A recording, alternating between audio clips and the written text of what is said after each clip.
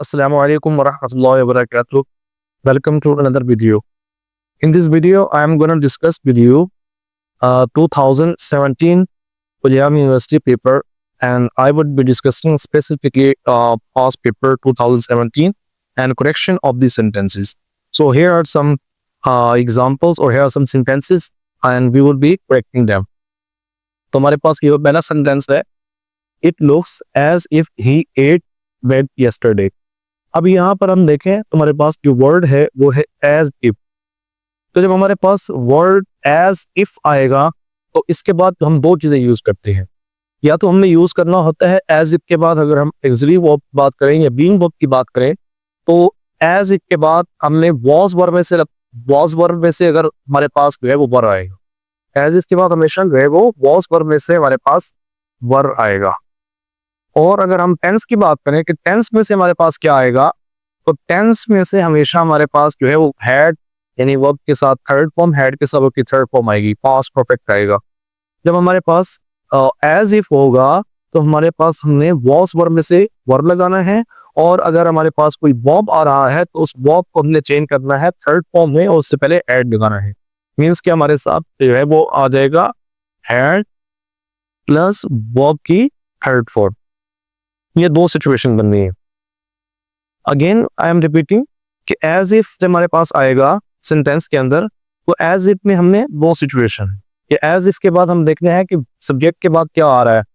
अगर वर्ब आ रहा है तो वर्ब को चेंज करना है वर्ब की थर्ड फॉर्म में और उससे पहले लगाना है हैड. और अगर एज इफ के बाद हमारे पास आ रहा है वॉज, तो हमने वॉज को चेंज कर देना है वर्ब में. जैसे at it looks as if he were mad, it looks as if he were rich. तो हम अगरचे हम ही शीट और सी वर्ड के साथ वॉज यूज करते हैं, लेकिन जब हमारे पास सेंटेंस के अंदर एज इफ आ जाए तो एज इफ के बाद हमेशा वर यूज होता है, वॉज यूज नहीं होता. और अगर वर्ब आ जाएगा तो वर्ब हमने चेंज कर देना है थर्ड फॉर्म में और उससे पहले हमने हैड लगाकर उसको पास्ट परफेक्ट बना देना है. जैसे हमारे पास है it looks as if he ate pet yesterday, तो हमें क्या करना है, आप एट को चेंज कर देना है थर्ड फॉर्म में. तो एट और थर्ड फॉर्म क्या आ जाएगी, ईट एट ईटन. थर्ड फॉर्म आ गई ईटन, ईटन और उससे पहले हमने लगाना है हैड, तो हैड आ जाएगा. It looks as if he had eaten bread yesterday. Now our sentence is completely correct. उसके बाद हमारे पास दूसरा सेंटेंस है, this is the most unkindest cut of all. तो ये हमारे पास जो मिस करेक्ट सेंटेंस वो क्यों हुआ है, वो इस वजह से हुआ है कि यहाँ हमने डबल डिग्री यूज कर ली है. ये हमारी सुपरलेटिव डिग्री है वो हमने डबल यूज कर ली है. तो इसमें याद रखिएगा कि कभी भी हम जो है वो डबल डिग्री ना सुपरलेटिव यूज कर सकते हैं और ना ही कंपैरेटिव डिग्री डबल यूज होती है. यू कैन नॉट से कि ही इज मोर वाइजर, ये हम नहीं कह सकते. मोर वाइजर क्यों नहीं कह सकते, क्योंकि वाइज की हम जब कंपैरेटिव डिग्री बनाई वो वाइजर बनी, और उसकी थर्ड जो हमारी सुपरलेटिव डिग्री बनेगी वो वाइजेस्ट होगी. सो यू कैन नॉट से मोर वाइजर और मोस्ट वाइजेस्ट, ये हम नहीं बोल सकते. या मोस्ट बेस्ट, मोस्ट यानी स्मॉलेस्ट, ये हम नहीं बोल सकते क्योंकि एक डिग्री इस्तेमाल होगी. तो यहाँ डबल डिग्री का यूज किया गया है और दोनों तरीके इस्तेमाल किया गया है. मोस्ट लगाया गया है और EST भी यूज किया गया है. जब दोनों डिग्रीज इस्तेमाल की जाए एक सेंटेंस के अंदर एक एडजेक्टिव के लिए, दैट इज कंसिडर्ड इनकरेक्ट. तो यहाँ पर ये हमारा जो है वो यूज नहीं कर सकते. अनकाइंड और उसके साथ आ जाएगा अनकाइंडेस्ट हो जाएगा. मोस्ट हम यूज नहीं करेंगे. The sentence would be correct in a way अगर हम इसको रिमूव कर दें. This is the unkindest cut of all, the sentence is correct. उसके बाद हमारे पास थर्ड सेंटेंस है, do not dare to tell her what happened. और याद रखिएगा कि डेयर के बाद जो हमारा वर्ब डेयर, जब हम इसको वर्ब लाते हैं उसके बाद हम जो है ना टू यूज नहीं करते. इसके बाद जो है वो हमेशा जिस तरह हमारा पॉजिटिव वर्ब है मे, और इसके बाद हम टू यूज नहीं करते. जैसे he makes me laugh, not to laugh, he makes me to laugh, जब हम कहेंगे टू नहीं लगेगा, वहां पर वो हमारा इंफिनिटिव नहीं बनता, बल्कि हमने उसको इंफिनिटिव तो बनाना है लेकिन बेयर इंफिनिटिव बनेगा, यही वर्ब की फर्स्ट फॉर्म जाएगी. यहाँ पर भी डू नॉट डेयर, डेयर के बाद हमने याद रखिएगा टू यूज नहीं करना. Do not dare tell her what happened, do not dare tell her, dare के बाद जो है वो टू यूज नहीं होता. उसके बाद एक रिपीटेड सेंटेंस है, कई बार जो एग्जाम में आया है, there is no place in this apartment. तो प्लेस का वर्ड ठीक नहीं है, और जो हमारी फॉर्मल इंग्लिश है उसके अंदर हम no room in this compartment. The sentence is now correct.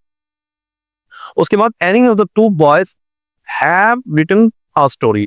यहाँ पर गलती किस चीज की है, सब्जेक्ट और वर्ब अग्रीमेंट की, कि जब हमारे पास एनी का वर्ड आ जाता है, ईच का वर्ड आ जाता है, उस वक्त हम यूज करते हैं सिंगुलर, हमारा ऑक्सिलरी वर्ब या सी वर्ड।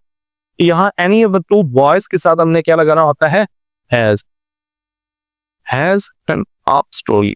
उसके बाद he is MA in English. तो ये इसमें याद रखिएगा कि एमए जो है वो हमने इसका फर्स्ट साउंड जब देखा को वहां पर हमारे फर्स्ट साउंड जो था वो एक जो है वो हमारा साउंड था, वो एक हमारा कॉन्स्टेंट साउंड होता है और एक हमारा जो है वो वावल साउंड होता है। तो एमए पर जो फर्स्ट साउंड है वो वावल साउंड है। और जब वावल साउंड होगा, रिमेंबर एक चीज आप याद रखिएगा कि हमने लेटर्स को नहीं देखना होता। Letters don't decide what should be use, a और एन। तो ये हमें लेटर नहीं बताना होता, बल्कि हमने उसको जाके देखना है कि ये साउंड दो वर्ड है उसका फर्स्ट साउंड क्या है। अगर वो साउंड जो है वो कॉन्फिडेंट हो कभी हम यूज करते हैं और या ए यूज करते हैं, और अगर हमारा साउंड जो है वो वावल हो उस वक्त हम यूज करते हैं एन। जो when we produce the sound म, तो ये एम हम एम कहते हैं। तो एम में जो हमारा फर्स्ट साउंड आता है वो एक हमारा वावल साउंड है, और वावल साउंड से पहले क्या आता है, एन। तो here we will be using an M in English, he is an M in English. ये हमारा सेंटेंस करेक्ट होगा। I did not give him some money.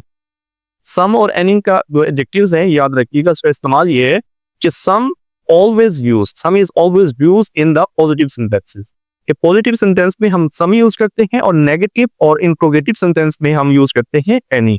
तो this is a negative sentence, तो हम इसमें क्या यूज कर लेंगे, एनी यूज करेंगे। तो he I did not give him any money. अगर हम इसको पॉजिटिव में चेंज कर देते तो फिर सम ही आता, जैसे I give him some money.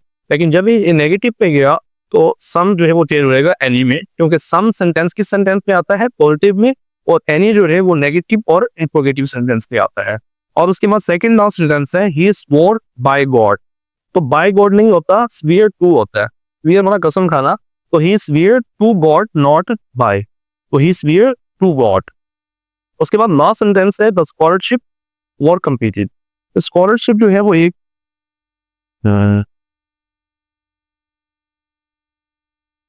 तो आज के लिए इतना ही हमारे जो है वो सेंटेंसेस थे क्वेश्चन के, ओके, बहुत इंपॉर्टेंट है और रिपीटेड सेंटेंसेस हैं।